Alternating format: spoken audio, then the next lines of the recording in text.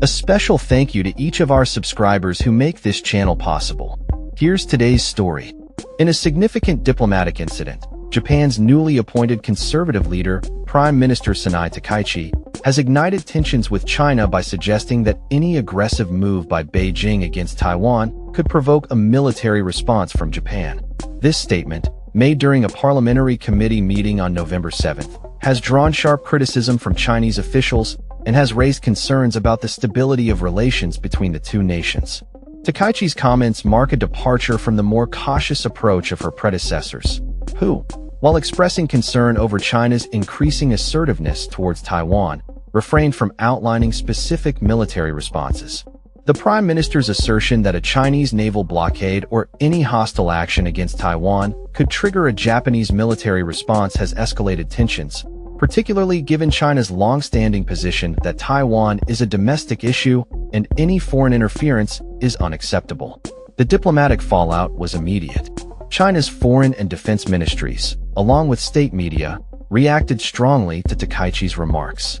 Wang Huiyao, president of the Center for China and Globalization, criticized the Prime Minister's open discussion of military options, suggesting that such statements should not be made lightly. China's consul general in Osaka even went so far as to issue a now-deleted social media post warning that China would respond decisively to any perceived intrusion. In response to the escalating tensions, Japan's Foreign Minister Toshimitsu Motegi reaffirmed that Japan's stance on Taiwan remains unchanged. However, the situation has prompted both nations to summon each other's ambassadors to express their discontent over the remarks and a subsequent social media post from the Chinese consul. The diplomatic spat has had significant economic repercussions as well. Following Takaichi's comments, China issued a travel advisory warning its citizens against traveling to Japan, citing increased risks to their safety due to the heightened tensions. This warning has already impacted Japan's tourism sector, which has heavily relied on Chinese visitors. In the first 9 months of this year, approximately 7.5 million Chinese tourists visited Japan, making up about a quarter of the total arrivals.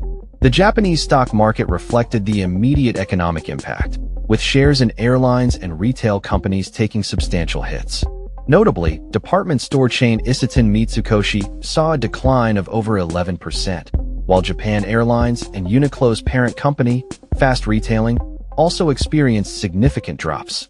Economists have warned that the fallout from reduced Chinese tourism could lead to a contraction in Japan's GDP, with estimates suggesting a potential shrinkage of 0.5% if tourism were to collapse completely. Japan's Chief Cabinet Secretary Yoshihide Suga addressed the situation at a news briefing, labeling China's travel warning as inconsistent with the mutually beneficial ties that both nations have worked to maintain. He emphasized that Japan has requested appropriate measures from China to mitigate the impact of the travel advisory.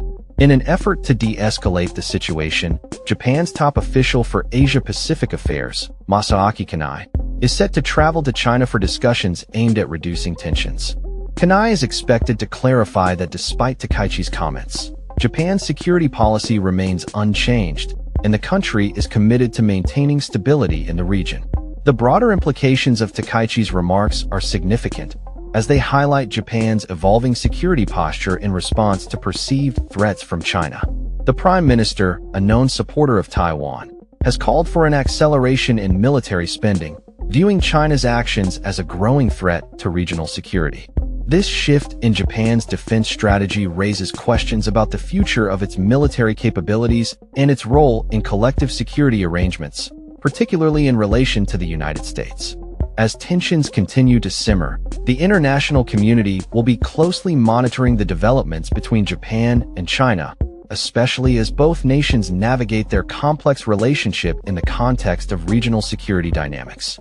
The situation remains fluid, and the potential for further escalation looms as both sides grapple with the implications of Takaichi's bold statements and their impact on diplomatic relations. That's all for this story. We upload videos every day covering many different subjects, so hit that subscribe button to stay informed. Thanks for watching.